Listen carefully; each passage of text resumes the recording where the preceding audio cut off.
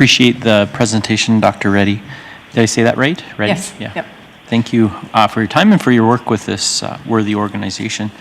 I'll jump right to one of the difficulties with trying to provide non-market housing is that stigma that that type of housing holds in communities. I think sometimes people worry that if this is in the neighborhood, it somehow diminishes property values in the neighborhood or other social issues that may come along with helping folks to transition out of that kind of rental cycle that you talked about. So what's Habitat's track record and strategy for dealing with that kind of stigma?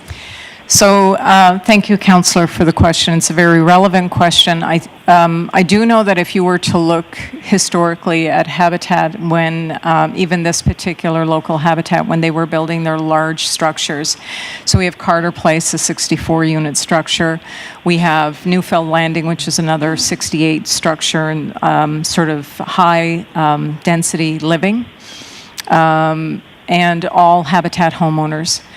When we changed our business model and our building model back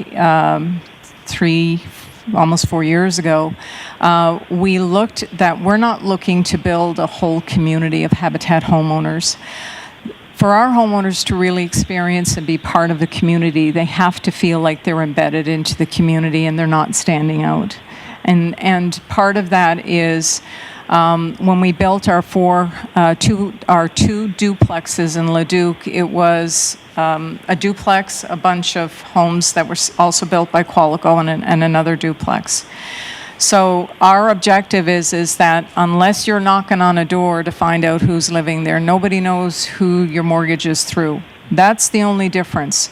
The homeowners that we're bringing into our program, the Habitat Homeownership Program, are individuals that their only difference, they're working full-time.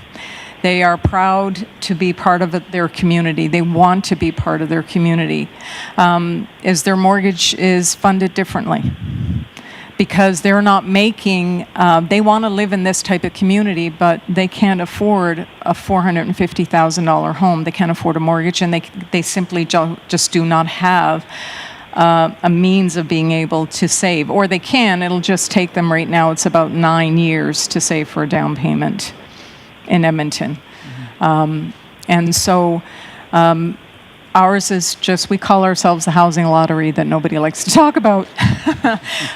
So that's really the only difference. They have to have good credit, great job stability, little to no debt. They have to have a proven track record of being reliable and accountable, just like every other homeowner that tries to apply for a union, service credit union.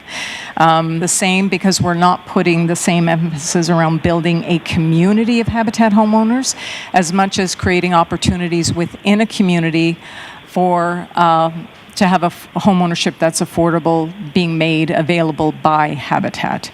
So I hope that helps answer the question. And so when we've been seeing bills kind of come up in Leduc and other areas, there really is not the pushback because it's a non-event. It's a big event for us because we're creating more home ownership opportunities, but it's a non-event for the community. Mm-hmm. Thank you. And you anticipated my second question, which is what types of housing stock do you have experience building? So did I hear correctly in your answer that you're no longer building multi-unit projects? Our sweet spot in terms of when we changed the financial mortgage model, it brought different players to the table as to who would qualify for a Habitat home. And so we're building single-family dwellings, duplexes, triplexes. That seems to be our sweet spot. They're looking for minimum 3 bedrooms, 2.5 baths. Doesn't have to have a finished basement, but it has to have a garage. And any home that we build, it's in a sense of when we're building it in growing communities, we ensure that the lawn is already done, the fences are up, the decks are built. A homeowner is stepping into a completely finished home. With maybe the exception, the basement may not be completed, but it will be outfitted in sense for plumbing if they choose to create a rec room downstairs or something. But that's how our homes show up in the community. They are completed on the outside. Thank you. Last one's just a quick one. I was intrigued that you're paying GST on your builds. Your charity, no? Yes. So is the GSTs recoverable, I'm assuming? A small portion of it is recoverable, but that's one of the things that we're advocating for at the federal level, is to have the GST removed. So you might be looking for some partners in that advocacy. 100%. Thank you. Thank you. Thank you, Councillor. Councillor McCobb-Swain, you have the floor, and let me just get your microphone on here. Yes, you're good to go. Thank you, Mr. Mayor. Thank you for coming in. Great presentation. Obviously, really, really important work. And thanks, Councillor Paynard, for asking the question that I think sometimes people shy away from. But your answer was perfect, and I'll look to clip this answer and send it over to other people, because you answered it. Obviously, you get this a lot, and I always find it quite hard to answer that question. So you spoke to that very, very well on the important work. One question for you, and then one question for administration. You talked a bit about a grant to purchase the land, and then you mentioned donated land, and then sort of like help me understand that a little bit. Like, obviously, ideal world, gifted the land, but like, how has this worked? I would say in council's best interest, it's always great to grant the land, because then that's part of the condition that it stays in the affordable housing spectrum, or like it stays in the affordable housing for a period of time. And so the bulk of our grants, when we've had land given, it hasn't been donated to us, given to us, but it's been via a grant, right? Where council cuts a check to Habitat to actually purchase the land, but it comes with conditions that it remains in the affordable housing pool, meaning that we just can't turn around and sell it. Okay, and sorry if these are obvious questions, but Yep. when you're saying cutting a check, are you talking about, so one of the challenges we have is very limited amount of actual land that we own versus available lots. Exactly. So help me understand that. I'm slow here. So some, I would say years ago, the city of Edmonton, on land that they did own, they did donate it to Habitat. They gave it to Habitat for $1. So in essence, they were donating the land. But the municipalities that we've been working with outside of the city of Edmonton, it has been through a actual grant where they do give us the money so that we can go to a developer builder and actually say, okay, this plot of land and this plot of land is what we're looking to purchase. And we work with the builder and developer on that. Okay, that's great. Thanks for that explanation. And sorry I didn't pick it up the first time. The follow-up question to administration, as I look around and wonder who wants to take this one, is obviously we have a broader social strategy, affordable housing. This fits within that, but just curious if there's some comments from administration. Have we looked at this as part of our strategy? Are there thoughts to bring something like this to council moving forward? Just hang on, Mike. I can't see your microphone. Oh, there it is. Your microphone's on, Mike. Okay, thank you very much, and great question, Councillor McCobb-Swain. And the answer is yes. We are coming back in the fall with a report on a number of options for affordable housing. This, of course, will be one. We've had this presentation and see ways that the municipality could participate. There are other options out there as well, and we'll be bringing those to council. Okay, and the fall is what I heard, sorry? Yes. And then the follow-up to that is that obviously deliberately in budget time, that's all part of that process. Sure, depending on which option. As Anne-Marie had said, they're looking at 2026. So if this is the option that works well for us, then we've got the next budget cycle. Okay, perfect, thanks. And we have these broad-ranging plans, and I wasn't sure where it all fit within that. So looking forward to that coming back in the fall, and thanks for all the work that you do. And hopefully we can find a solution here. So we'll see what our administration brings back as recommendation, but appreciate the presentation. Thanks. Thank you. Thank you, Councillor. I'm looking forward to that report coming back as well, too. Councillor Barnhart, I have you next, followed by Councillor McCook. Kathy, let me get your microphone on here. There you go. It's on. Thanks. Thank you, Mayor, and thank you, Dr. Reddy. That was very helpful for you to kind of give us an update on how your model has changed, because I knew it had changed, but I didn't really know what had changed. So I do appreciate being brought up to speed on that. I think that's where my question is mostly.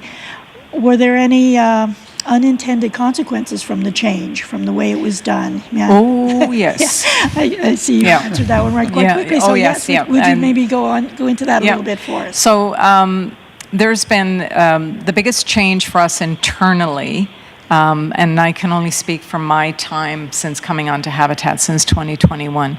When we changed the mortgage model, the bulk of the individuals that would come into Habitat in the past were from referrals, so people who were already using or had been in or currently were in Habitat homes. And so that was a big change for us because suddenly a lot of, it was unfortunate, but a lot of the individuals that used to come into Habitat homeownership no longer qualified. And so when we looked at that change, that for us was an indication that the community at large didn't really understand who we were. Habitat homeownership is really focused on strength, stability, and independence. We are not a social housing agency. We do fall into affordable housing, but the community, a lot of the community and a lot of the people that were coming to Habitat were viewing it as a social housing agency. So that probably was our biggest challenge, is coming out, re-educating, retelling our story about, because the individuals who come into Habitat now, like they're working hard to get into homeownership. And then obviously when we did change the mortgage model before my time, there was the challenge with already existing Habitat homeowners that were transitioning into their mortgage, but were still in what used to be an old term called tenancy. They were told originally that they weren't going to get the original 0% interest mortgage, that they would have to qualify for the new mortgage model, and that created a whirlwind for us, and it involved a lawsuit and us going through mediation to settle that. And in fairness, they did deserve to step it back into what they were promised, right, which was Habitat owning the mortgage 100% and a 0% interest rate. So those homeowners all were given what they were promised. So, but we just changed the model going forward. So it's a lot in our communication and our marketing, and certainly our volunteers, the diehards that showed up every week, or twice a week or 3 times a week to just participate on a build. That was hard for them when we transitioned as well. So creating new volunteer. I appreciate your reviewing that with us, because I know it was a difficult time for you. It was an extremely difficult time. I don't think I was one of the diehards, but I know I was one of the volunteers. So. And there's a history with the Leduc Regional Housing Foundation as well, being a partner under the old model. Certainly would love to continue to have conversations about how we can continue to partner. For me, this is part of the continuum of housing. 100%. And I think it very much is important that the people who have the ability to have a house also have the ability to take care of the house, and sometimes you're not there yet, and you just need to have some help to get there. So I really do support the work that you're doing and wish you all the best. Thank you. Thank you. Thank you, Councillor. Councillor McCook, followed by Councillor Newkirk. Councillor McCook, you have the floor. Thank you, Mayor.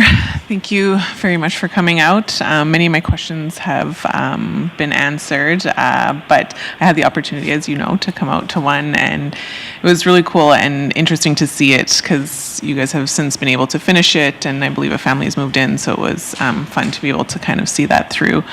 I don't think it was on the slide, but it was on our on the presentation we received that there's 146 households that would qualify in our community, which I thought was interesting. And when looking at the qualification, most people probably wouldn't think that there's that many in our community. And so I think it's important to point that out. And as you mentioned as well, I've also had residents kind of divulge to me that they have concerns that maybe their children won't be able to own in the community they grew up in and stuff. So I think that's important that we recognize that and look to alternatives like Habitat for Humanity and stuff as well. So appreciate you coming out here.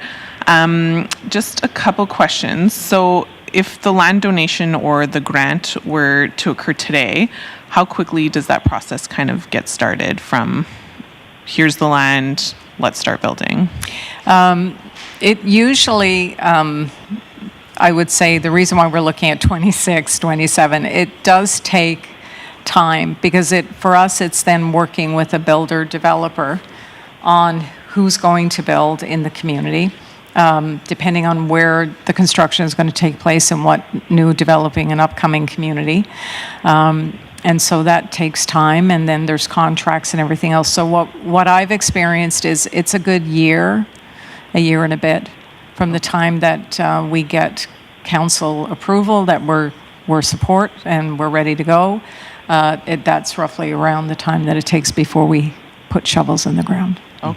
Okay, that's good to know. Thank you. And then you touched on it a little bit. That was my next question is, do you have ongoing relationships with certain builders, and how does that kind of work? We do, but as always, certain municipalities have a better relationship with certain builders, and we're always open to having conversations with any new builder that has a passion for creating homeownership opportunities and for giving back into the community. So we always welcome those introductions.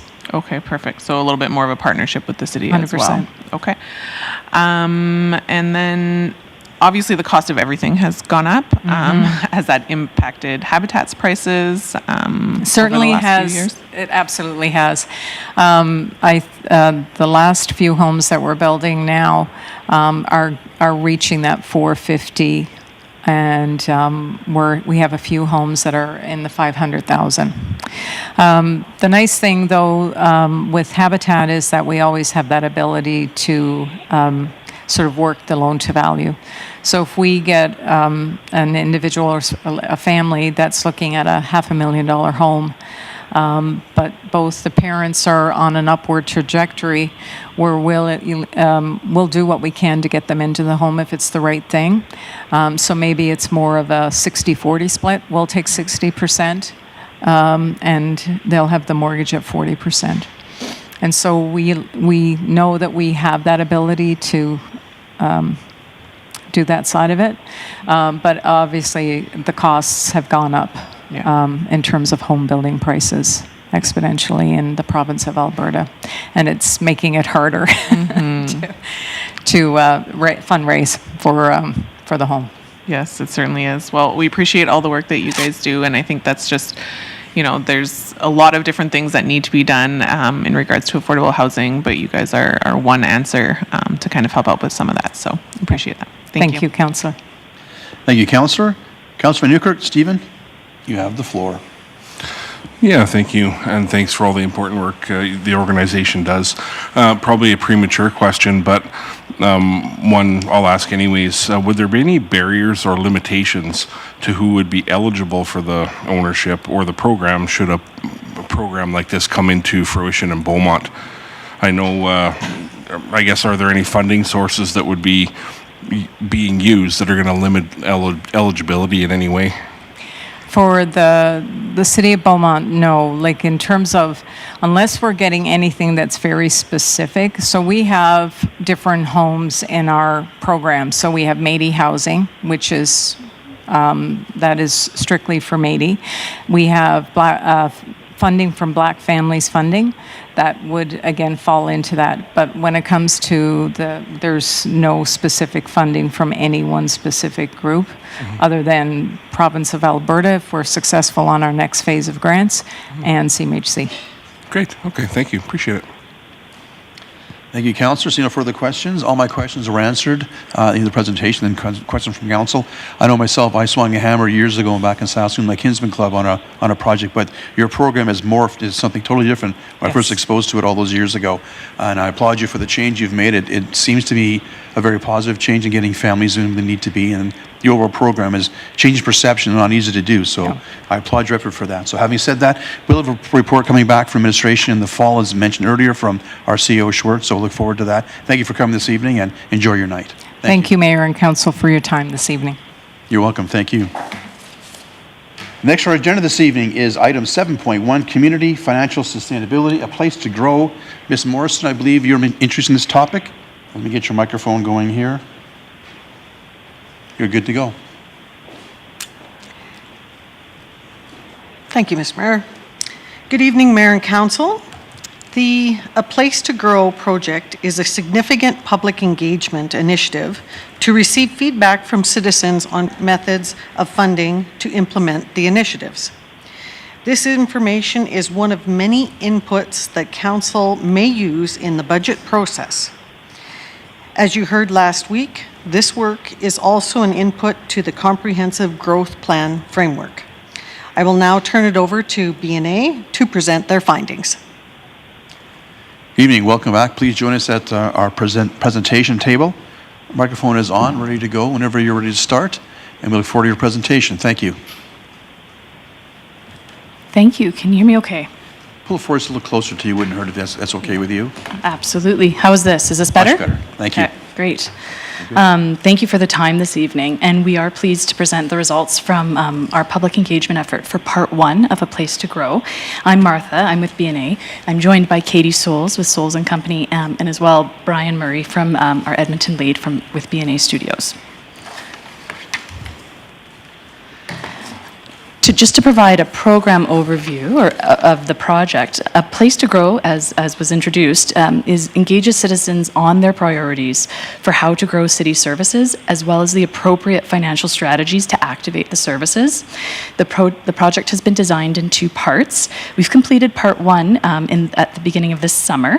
It kicked off in December 2023, and it focused on asking citizens about their priorities and affirming their priorities on areas for city growth. Part 2 will see us report back to the citizens on what we heard during the first phase. As well, we will dive further into how to activate the priorities. Our project outcomes have remained consistent since we last presented to Council in November 2023 and kicked off the project. The goals of the project are to affirm citizens' priorities for growth of city services. As well, we will also get a sense of citizen willingness to consider different methods for funding and implementing community and council priorities. And finally, we're also creating a tool set that can be replicated and adapted for future engagement projects. Most importantly, through the dialogue, we have noticed that citizens have continued to gain really a strong sense of all the great work that's being managed by the city. Just to go through the engagement to date, again, we started back in November 2023, and since then we attended Brighten Up Beaumont and Family Day events to connect with hundreds of citizens at these public events. Following these public activations, we focused on smaller, more focused meetings with targeted citizen groups, hosting 7 workshops and attending 2 standing meetings for committees. And finally, we also launched an online survey, receiving over 172 responses. We heard from a diverse range of citizens, which was one of our goals through engagement. We reached out to voluntary leaders, recreation and culture leaders, business leaders, and active citizens. We really focused on designing our meetings and our activations to meet citizens where they are at. We had support from community leaders to coordinate newcomer events at Sugar and Spice Banquet Hall. We coordinated with the Chamber of Commerce to have a business event. As well, we attended standing committee meetings.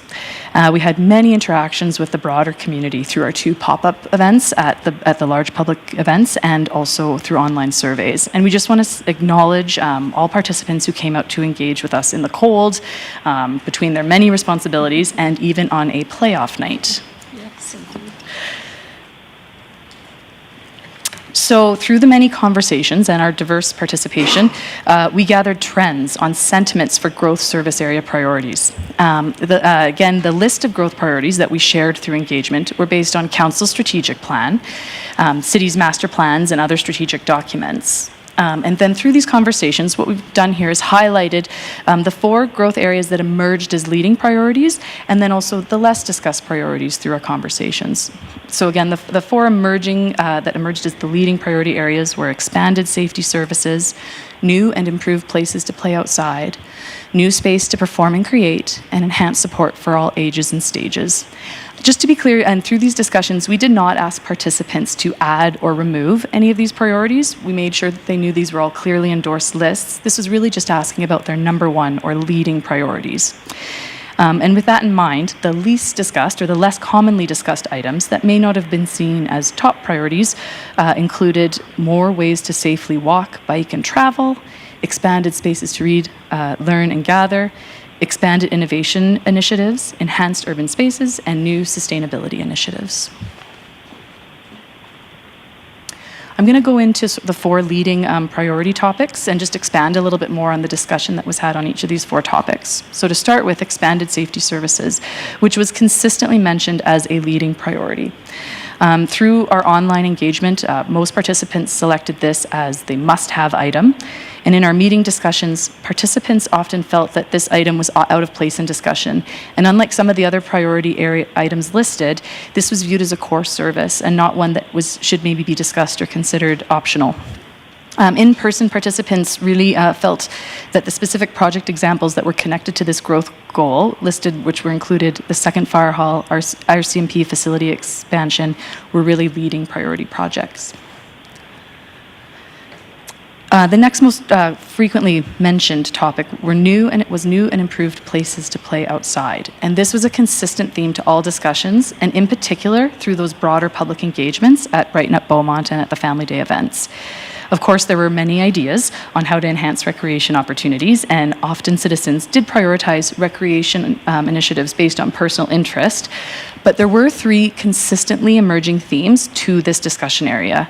Firstly, many want to ensure that existing facilities are well maintained and meeting the needs that they were set out to deliver on. Projects mentioned in this category were examples like Four Seasons parking lot expansion, Spray Park growth, I should say, and even enhancements to the skate park, which was very popular with our youth participants. And then participants, the next theme that really came through was participants really understood the importance and the strong opportunity of joint funded initiatives and felt like this opportunity, when it emerged, should always be considered a strong priority. And then finally, generally there was a priority given to some of the major initiatives, often viewed that these could achieve the most impactful and meaningful results for the community. The third common topic that came up and emerged through discussion was new space to perform and create. This was often mentioned in particular through our in-person discussions and our in-person meetings. Through these meetings, we often heard that this type of space was more than just a performance space. Arts are varied, that they provide spaces for many different ages and stages of life, and also they can provide a really strong cultural opportunity for different cultural groups and different diverse communities.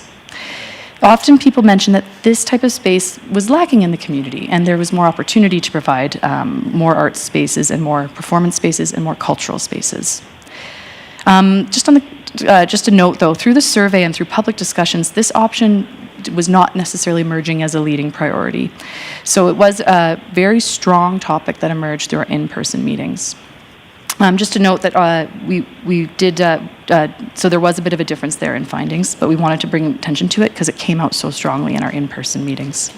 Absolutely. Yeah, and this one was a really interesting one in the in-person sessions, where the groups would almost coalesce around this topic and say, you know what, this is an area that we're willing to put our needs on hold for a while if we can give some attention to arts in the community. And there was a real rallying around in the in-person for this particular topic. And they themselves were the ones that said, do not call it a performing arts facility, because it needs to be more than performance. Thanks, Katie. And finally, a very strong priority area that emerged both through online and in-person discussions was enhanced support for all ages and stages of life. Through the online survey, this was actually listed as the number 2 must-have priority. Through the in-person meetings, participants commonly felt that this was a key piece to creating a vibrant city. In-person participants frequently mentioned the topic of affordability, housing affordability, and ensuring that there was spaces for all community members, regardless of their age or stage of life. Oftentimes, in-person participants really wanted to hear about the progress in implementing both the affordable housing strategy as well as the age-friendly strategy. So again, a lot of interest in this topic and a lot of interest to learn more. Here, we featured, the survey asked participants to rank the growth priorities in a 1 must-have, number 2 should-have, or number 3 nice-to-have list. We're just sharing here the top 4 responses of the number 1 and number 3 categories. Looking at the must-have list, very consistent with some of the traditional municipal services, things like safety services, social services, as well as recreation services and mobility. So again, really emerging some of those core municipal services through the public survey. During part 1, we also started to ask participants about activating their priorities for growth. And we did this both through the online survey and through our in-person meetings. And merging some of the themes we heard through those two methods, there was 4 key themes that emerged. There is a willingness to consider new ways to fund growth sustainably. Participants prefer to see major initiatives that deliver on impactful results. And as we also heard through the priorities discussion, there is support for completing projects and ensuring that there's good maintenance of what currently exists in the community. And then another interesting result that was emerging through the discussion was participants really wanted to ensure that there was efficiency and improved efficiency on delivering services and utilization of current spaces.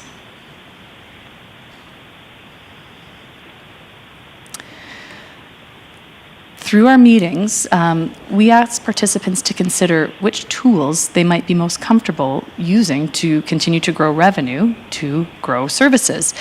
We provided a list, and again, we were very clear, this list was attached to no concrete plan. This was sort of a very generic list of what any city can do to change, to grow their revenue.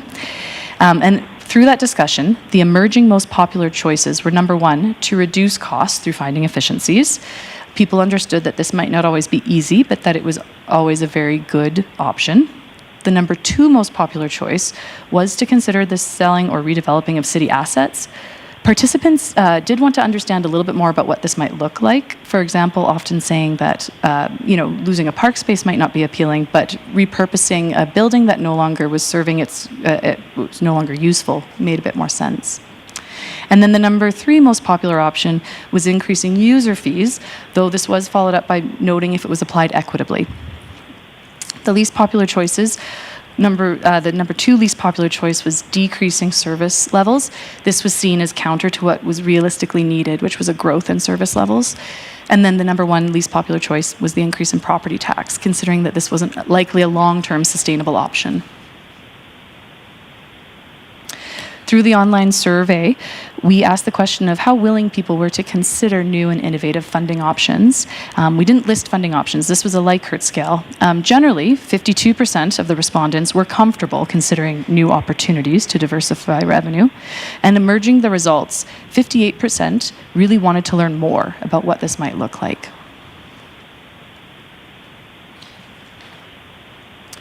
So thank you again for the time today. We're pleased to provide that overview of our summary report. We look forward to continuing the discussion with part 2, where we're going to be reporting back on these outcomes and further discussing how to activate on priorities. We are available for questions. And again, we really want to say thank you to all the participants. We really appreciated the commitment by all the citizens to participate in the program. Yeah, and I'd really like to Paul Height, who's I think here tonight. He spent hours with us, sharing lists, adding to our lists, making phone calls, and generating a lot of interest. And so having that connection to the community was really helpful to us. Great.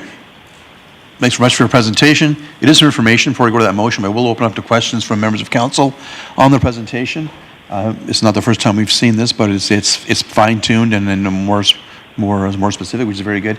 Any questions, members of council, before I go to the motion to accept the report, our presentation as information? Councilor Telebus. Thank you, Mayor. The floor. Appreciate it. First of all, thanks for the information. Again, as mentioned, some of that we had received previously, so it's a good review. But I just have a question in regards to one of the comments noted there, more so around removing kind of the safety side of things, and that's more of a need than it is a want. What are kind of your thoughts on that comment, and do you feel that that's more of a necessity than it is actually a want, or something that we should be focusing on in this report? Yes, thank you for the question, Councillor. Within our role as consulting on the public engagement, where I was pleased to report back on the results of the comments that we received for that particular priority, it did emerge as a consistent theme through all of our in-person discussions, where participants did frequently, without prompting, stress the importance of that particular growth area. So it was a common theme that came through our in-person discussions from public participants. And to add to that, they did feel it was which one of these is not like the other. And so there was a very strong sentiment on that. Perfect, thank you. Thank you, Councillor. Councillor Barnhart, followed by Councillor Malkoff-Swain. Kathy, you have the floor. Thank you, Mayor, and thank you very much for the presentation. Every time I read it, something else pops up, and I think about something else. But if I've missed this, please forgive me, but what's the next step in terms of the dates when it's going to be presented back, and how is that going to happen? Yeah.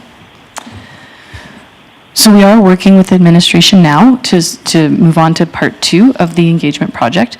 We will be, with the acceptance of the report, sharing that back with the community, and there will be more details coming on part 2 with next steps. We do anticipate reporting back on the themes we heard, confirming the themes, and then taking it the next step further to really validate that priority list and then discuss opportunities for next steps. And to deliver, yeah. To activate the priority list. Oh, sorry, that's this fall. It will be starting this fall. This fall. It is this fall. Yes, and really, we just met with administration and we're making plans, so it'll be starting up very shortly. More dates coming. Thank you, Councillor. Councillor Malkoff-Swain. Sam, you have the floor. Thank you, and thanks for the great report. That's where I was going to go on, and you may have answered this. I didn't quite catch it, but you talk about part 2, exploring ideas. So I heard a bit more about the when, but what I hear from folks is, conceptually great, doing all the research, when you can actually show us something that we can react to. So I don't know if I quite caught that. Like, what are you actually sharing in phase 2? Like, what are residents going to actually see? So, thank you, Councillor. What they will see is the What We Heard report and identifying priorities. And then we were seeding this idea as we engaged with them that the next phase will be validating the What We Heard report and then looking for ways to fund them. What are some creative opportunities that the city can look at to generate the activation of these priorities? And so that will be the rolling up the sleeves and getting to those conversations. And we need to develop that whole line of questions and program. Okay, that's helpful, thanks. And so, I jumped to right at the end and, show me a building on a block of land and what do you think? So we're building the base. We've spoken about this before last time you guys were in here around engagement fatigue and wanting to manage that. You guys have done a great job of collaborating and getting folks involved.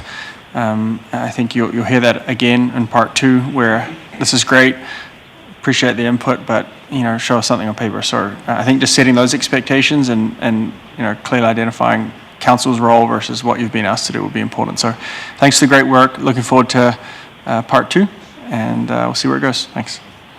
Thank you, Councillor. Our next speaker from Council is Councillor Van Nieuwkerk. Stephen, you have the floor. Yeah, thank you. Councillor Malkoff-Swain's question and your answer kind of got my juices flowing on this next one. So, just one of the things that I know about how to fund the future is, if you happen to drag up some grant funding or partners or this or that along the way, which, hopefully you do. One of the things I identify is often there's timelines and pressures associated with acting on those, right? And so I'm just highlighting that now, that, ensuring that ensuring that there's the least pressure as possible to enact on things outside of a budget cycle, because it does get difficult to do some of these big pieces outside of a budget cycle. So, if you come back to us and say, you could do this great, wonderful thing if you unlock this grant now, but we need A, B, and C, and one of them is a large ask outside of what council's tools are at that time in the year, could be challenging. So, just... We appreciate that point, yes, and we have been discussing with administration about timing and ensuring that we're respecting the other initiatives moving forward as well. Yeah, thank you, appreciate it. Thank you, Councillor. So no further questions from any members of council. Again, thank you for the presentation. It's great information, great report. It's making a lot of progress. I'm looking forward to the next stages going forward.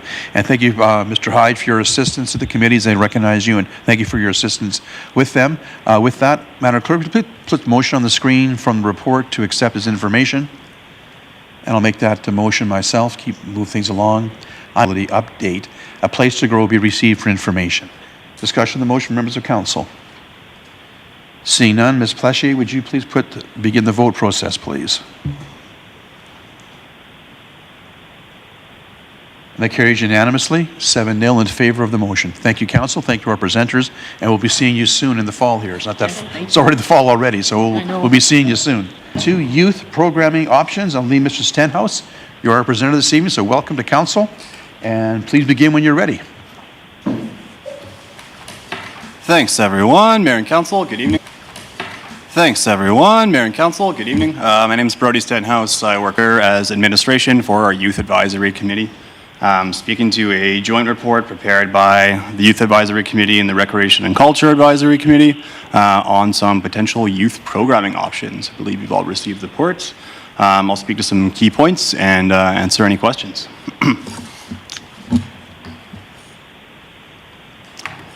Just a quick overview. Motion was that those 2 committees that I mentioned work together and prepare reports, basically in response to a motion, I think, beginning of the year this year. So our Youth Advisory Committee and Rec Culture Advisory Committee met twice and then undertook their own separate engagements with some residents, the respective people. And we met just recently again, and we're able to inform the report that you received.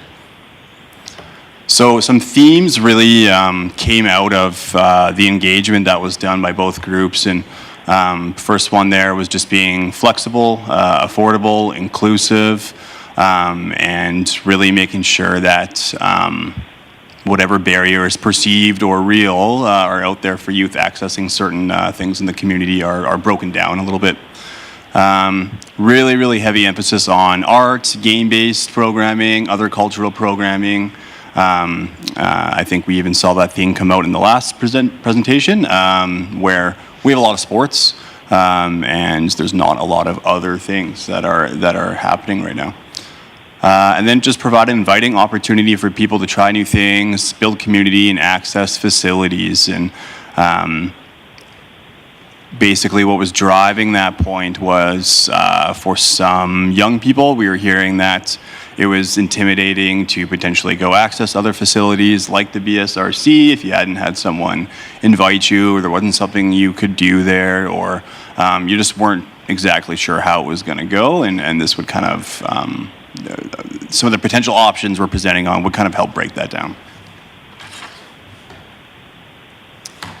So again, we kind of landed on looking at a few different options for how we could do specific youth programming outside of the youth center, outside of kind of the usual areas that this happens. And we as a group landed on the BSRC probably being the best facility. And one of the options was, which is quite popular in other communities, is a bit of like a teen takeover event. So As you can see, City of Leduc, Spruce Grove, and Morinville are just a few of the municipalities that offer a similar day where young people will take over a portion of their rec centers, and then basically it's theirs for that chunk of time. So it looks different in each community. Some it's really hands off. They show up, they give them some pizza, they let them loose in the building. Others it's a lot of structured programming and different events and different people coming in. So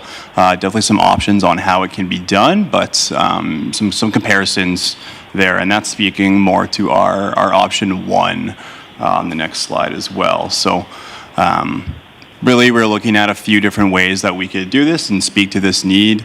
Option 1 is more of that teen takeover style event. So this would involve multiple rooms and facilities within the BSRC. If we went ahead with this, frequency would be only once or twice a year.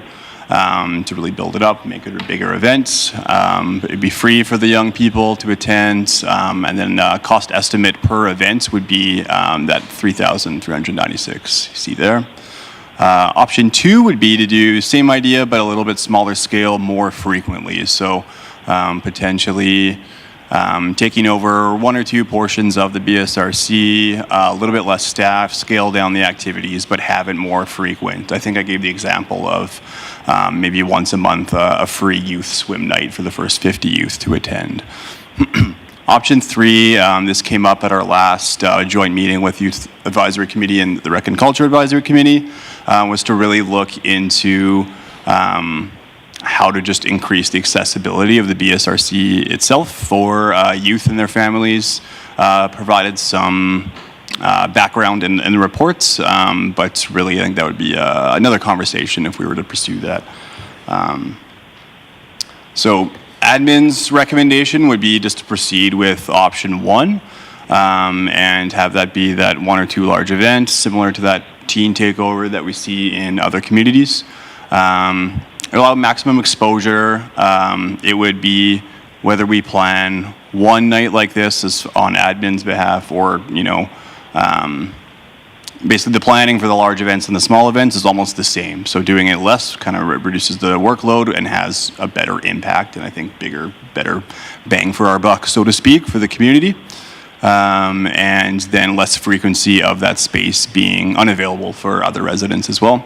And just much more efficient. And with going this route, we could kind of bring in other youth serving agencies, other community partners, things like that, and make it a bit of a symposium, so to speak, as well. So a lot of fun things we could do with that.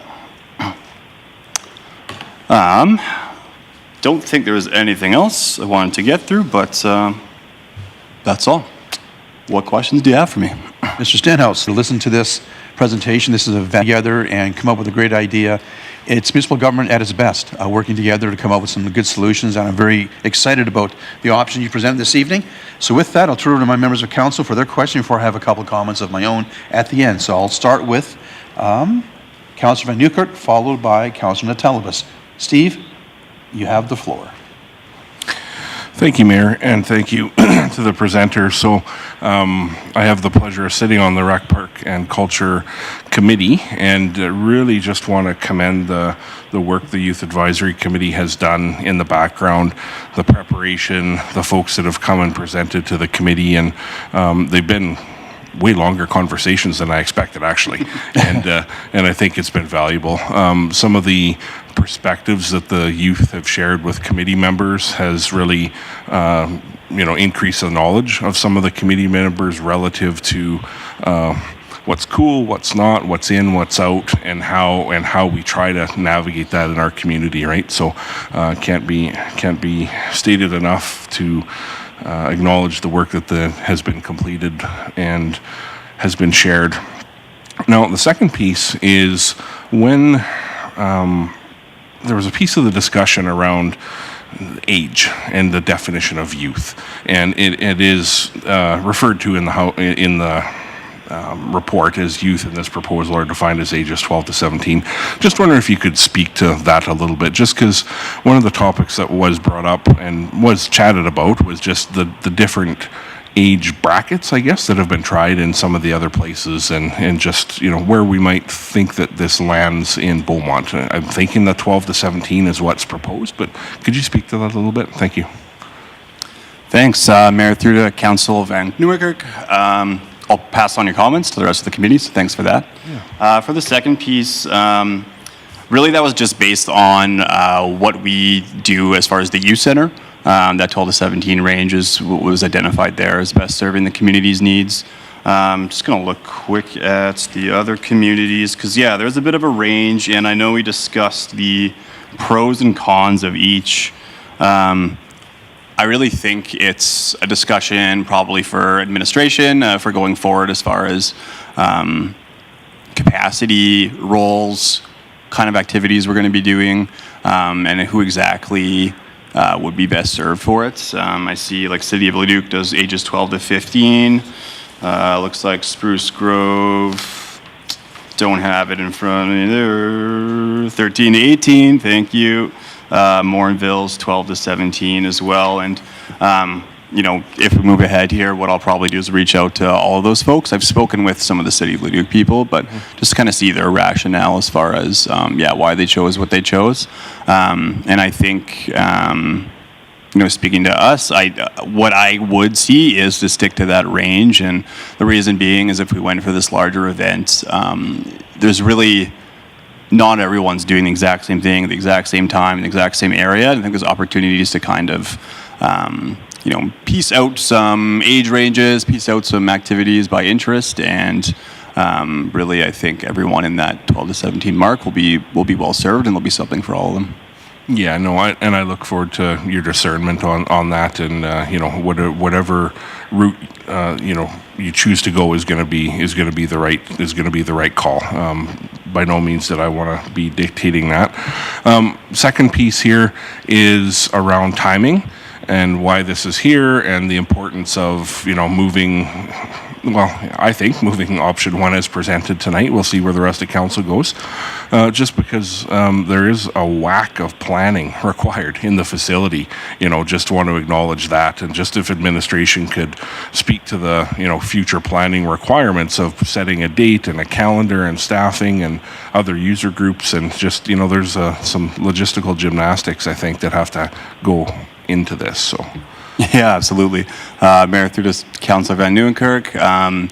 Yeah, for sure. So why we're here now is we're hoping, if we go ahead with option one, to launch an event likely fall 2025 for that exact reason. Just the planning of the facilities, working with our allocation folks. They usually work 3 to 6 months ahead, at least, with their user groups. So making sure that we have all of that in place. And that we're ready and able to actually host and do the things we want to do. Right on, and thanks, Mayor. And I'll just end my piece here with thanking the members of the Rec Park Culture Committee as well. We've had robust discussions on this topic, and everyone on the committee is better for it. So, thank you. Great comments. Thanks, Steve. Appreciate that. Councillor Telebus, Nathan, you have the floor, followed by Councillor McCook. Perfect. Thank you, Mayor. Thank you for presenting this. Obviously, a lot of good information here and some really good options. Again, would like to thank both committees. A lot of hard work put in there. I guess just a couple questions, maybe even more comments than questions right now. But just in regards to option one, which I'm completely leaning towards, because it seems like it would be more inclusive of the group that we're trying to get together to create new connections, and to obviously have an event that they can all enjoy, as opposed to the second option where I could just see folks showing up that we're probably going to pay anyways and getting in for free, and then there's just too much going on where you're not having that interaction and engagement amongst the youth. So that's one of the reasons I'm leaning towards option one. My only caveat or concern with option one would be is if we're planning this event and we have 20 people sign up. So just wondering kind of what the expectation would be for minimum attendance, and would we gauge that before we plan this huge event? Thanks, Mayor, through the Council in Telembos. Really, what we'd expect, we didn't do a numbers crunching as far as cost recovery or anything like that. Typically for these sizes of events, we'd be looking at heavy promotion leading up to it, a lot of incentivizing, a lot of just, promotion leading up and engagement from both, kind of really all of our areas that serve youth. So through FCSS, through the youth center, through community services and recreation, and everyone to work in their areas to build it up. And we'd be hoping to, I would say, hit at least 100 youth kind of thing for attendance. And I think we probably have the capacity to do a lot more for the activities we'd be looking at. Perfect, thank you. And I guess just one more question. Obviously, administration had made the recommendation for option number 1, but in terms of the youth and the general conversation that you've had with the groups, the committees, and everyone, what would you say they were leaning towards, or do you know, has there been a consensus as to which option would be best? Yeah, Mayor, through to Councillor Telembos. Administration's recommendation is based on feedback from that committee, as well as some internal discussions. So that's definitely where they were leaning. There was no formal vote on an option by them, but part of the discussion. Perfect, thank you. Thank you, appreciate that. So having said that, I sometimes ask for discussion before motions on the floor, so I'm going to go back and rely on Madam Clerk to have, I'm going to call on Councillor McCook to put the motion on the floor for option 1, then we'll discuss the motion and answer any first something questions. So hang on one second, Kat, for the motion to come on the screen, and then it'll come to you, okay? The Hangover event as set out in option 1 of the September 24th, 2024 Youth Programming Options Report be approved, and that the first event be scheduled for 2025. Perfect. You were next in the speaking chain anyhow, so please speak to your Sure. motion, and we'll go to the other councillors with their questions, and then we'll go forward. Thank you, Kat. Thank you, Mayor. Just to echo Councillor Van Newkirk's points, really great to see the Youth Advisory Committee and the Rec and Culture Committee kind of come together and be able to present these options. That's exactly, why these committees are here and what we're looking for. So appreciate that. And I know that we do offer admission for youth at a pretty reasonable price at the BSRC, but I think for many of the reasons you spoke to, it's beyond that. We need something else to kind of start to include different types of youth and stuff like that have different interests and stuff. So, and to confirm option 1, I know there was, it does cover some of the kind of art and game based programming and stuff, because I know you guys were going to do some stuff in some of the rooms. Is that correct? Mayor through to Councillor McCook. Yep, that's correct. Really, we'd be looking, what I presented was just an example of what it could look like. When we get down to planning and getting everyone's inputs, that'll certainly be front of mind. But yeah, plan for now is to have a couple of those rooms be geared more towards that either game-based or art-based programming. And I could see that extending into some of the bigger spaces, like potentially the field house or that upper concourse area as well, depending on who's involved and what we want to do. Perfect, thank you. And then do you know how often the regional comparators offer their kind of teen takeover nights? Do they do the same, 1 to 2 times a year? Or? Yeah, Mayor through to Councillor McCook, about 1 to 2 times a year. I think Leduc was twice. I can't actually speak to the other 2, but I believe it's around the same pace. Okay, perfect. And I think this is more just a note, and I'm sure you guys have considered it. I guess I really like the idea of the larger scale event. I just think my only concern is if we get too many youth kind of in the space. I just want to make sure that we have enough supervision and stuff, especially with the age range. But I know that's something that you guys will consider and talk about. But I think this is really exciting and something that our community definitely needs. So appreciate all the work that's gone into this. Thanks. Thanks. Thank you, Councillor. I have Councillor McGough-Swain, followed by Councillor Barnhart. Sam, you have the floor. Thank you, Mr. Mayor. First, Bertie, just thanks generally for all the work that you do. I think an invaluable resource, asset, I don't know if I can call you that, but just to have that connection with the youth, I've seen them interact with you, not just at Youth Centre, around the community, the trust that they have in you. We rely on that because, as Steve mentioned, I'm not sure if we ever were cool, but we're certainly not cool now, and you are. So having that connection to give us this feedback is really important, because it's one thing for a councillor to show up and be like, hey, what do you think? And, the reaction is different than what you get. So just acknowledgement of everything that you and the team does down at the youth centre.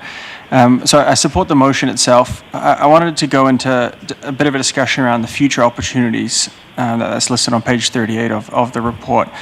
I don't want to lose sight of that. There are some options in here that administrations could, there's a bunch of could, so administration could review expanding the recreation inclusion subsidy. The BRC could review further reducing everything on there. I won't read them all out, but I don't want to lose sight of those. I don't think we're here to make those decisions. That's more of a budget conversation. But I wonder if there's an opportunity to make either amendment to the motion for administration to bring kind of those future opportunities back to budget, so that we don't lose track of them. Because there's all these great other things. We go through this, and it sounds like the votes are there, which is great. But there's other things that we can do. And what I heard from you, Brody, is this is one great thing, but we're looking for multiple ways to be able to create the space. So maybe a question for administration around that, those future opportunities that are in this report. How do you think about that? Best to direct someone to direct you to bring that back through budget? Obviously, it's a fees and charges type discussion as well. So how do you think about that? CEO Schwartz. Certainly, we can bring these options back at budget time. I don't know that we need any further direction, but if you want to add to that and just say, and bring the remaining the remaining options to budget 2024, 25, we can do that. Madam Either Clerk. way, we'll bring it back, is my point. Thank you, sir. Madam Clerk, you want to jump in on that? Hang on a second. Okay, for some reason, the mic's not coming on when I touch the screen. Hang on. Still not coming on. Can you do it from your end manually? For some reason, I'm not hitting. Oh, there you are. You're on now. Thank you. I just kicked someone off of the queue, so my apologies on who was next in the queue. It's Kathy. We will get this microphone fixed. Process-wise, we don't have to amend this motion. We could just do a subsequent motion directing administration to bring that back. But if council feels comfortable with Mr. CEO Schwartz in the fact that we would just bring it back at budget time for council to have the discussion, that works as well. Yeah, thank you for that. I'm okay with that. I just, often we go through these large reports. You guys put a lot of detail into them, and I just want to make sure we didn't forget it. So I don't necessarily need to make a motion, and look forward to that bringing back a budget. So thanks again to you and the team. Thanks, Councillor. Appreciate that. Councillor Barnhart, you have the floor. Oh, hang on. I had you on there a second ago. Now you're back on. Thank you. And I just want to say, Councillor McGuff-Swain, I think you are cool, and I think a number of us up here are cool. So I just don't want to miss that opportunity. There you go. Thank you very much, Mr. Stenhouse, for bringing it to us. And, you can't go too far these days and not hear about or read about youth feeling as if they're isolated and not mingling as much. I think most of us had teen years where we went to events and dances and things like that, didn't have all of the electronics, and we were out more. So I really think this is an important thing to be doing, and really do support it. And I look forward to the rest of the information that comes back, because I think not only this age group, but I think also take it up to 25, like that group there that was really affected by COVID, they need something. It's probably not this, but something. So I know you know that, and I just really do appreciate that you bring it forward. So thank you very much for that. Yeah, thank you. Thank you, Councillor. Seeing I'm the last one to speak, I'll echo a number of comments already made by my fellow council members. Again, Brody, thank you for the work you do. You have a great connection with the youth there, and there's nothing but rave reviews for the work you do for our youth in our city. So I can't say enough thank you to you and your staff at the Youth Centre, who do a great job for us. So again, seeing no further comments from any members of council, I'll ask you now, council, we have discussed the motion. I'll ask you to vote on the motion. Could you please open the voting, please, Ms. Pleshy? Thank you.